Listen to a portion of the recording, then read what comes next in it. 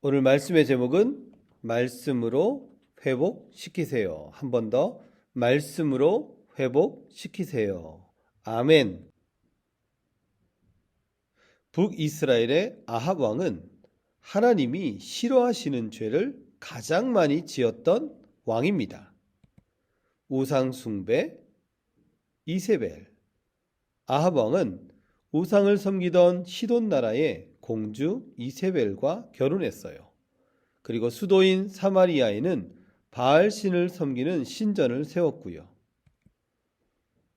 아합과 이세벨 때문에 북이스라엘 전체가 바알과 아세라를 섬겼답니다.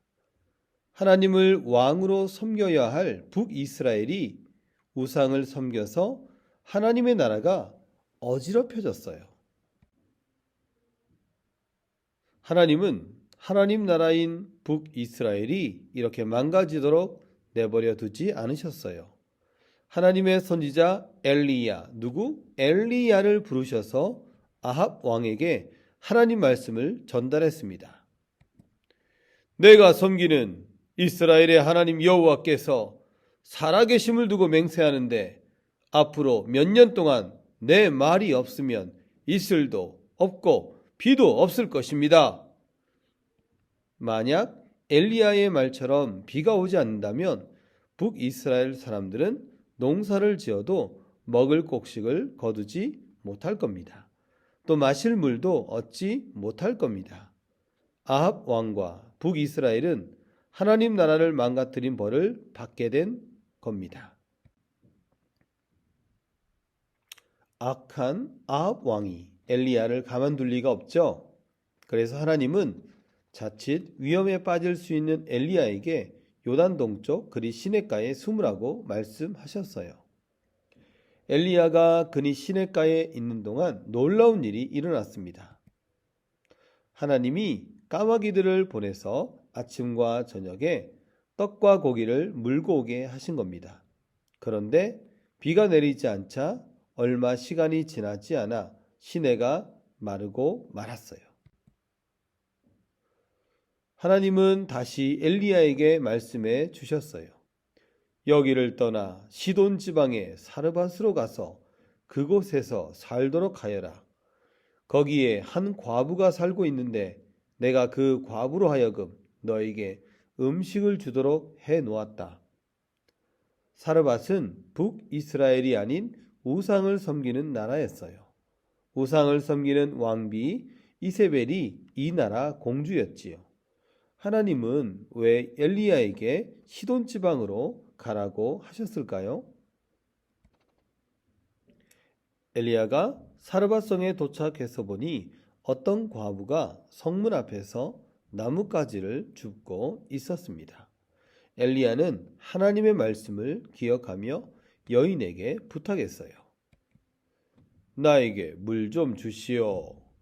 과부가 엘리야의 부탁대로 물을 가져다 주자 엘리야가 한 번 더 부탁을 합니다. 나에게 떡 한 조각만 가져다 주시오.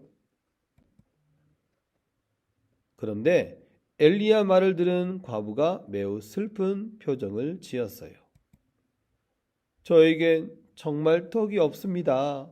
이제 남은 것이라고는 밀가루 한 줌과 기름이 조금 남았을 뿐이에요. 사실 이 나뭇가지를 주워 집에 가서 아들과 마지막으로 빵을 만들어 먹고 죽을 생각이었습니다.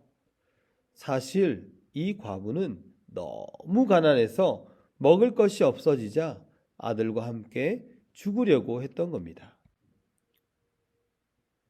과부의 말을 들은 엘리야는 어떻게 했을까요? 두려워하지 마시오. 당신이 말한 대로 하되 먼저 나를 위해 떡 하나를 구워 오시오. 그리고 남은 것으로 당신과 아들이 먹을 것을 만드시오. 엘리야는 어떻게 이렇게 당당하게 부탁할 수 있을까요?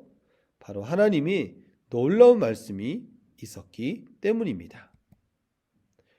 하나님께서 땅에 비를 내리는 그날까지 통에 밀가루가 떨어지지 않고 병에 기름이 마르지 않을 것이라 말씀하셨소. 과부는 엘리야가 전한 하나님의 약속을 믿었어요. 그리고 엘리야가 말한 대로 했어요. 그랬더니 정말 통에 밀가루가 떨어지지 않고 기름이 마르지 않았어요. 이제 과부와 아들은 다시 굶주리지 않고 배부르게 먹을 수 있게 되었어요. 그들은 정말 기뻤답니다.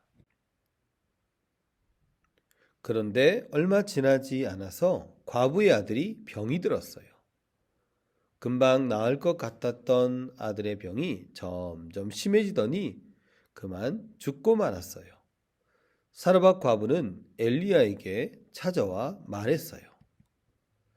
하나님의 사람이여, 내가 당신과 무슨 상관이 있기에 이렇게 와서 내 죄를 생각나게 하고 내 아들을 죽게 하십니까?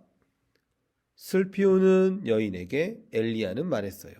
아들을 데려오시오. 엘리야는 죽은 아들을 데리고 자신이 지내던 위층 방으로 가서 침대에 눕혔어요.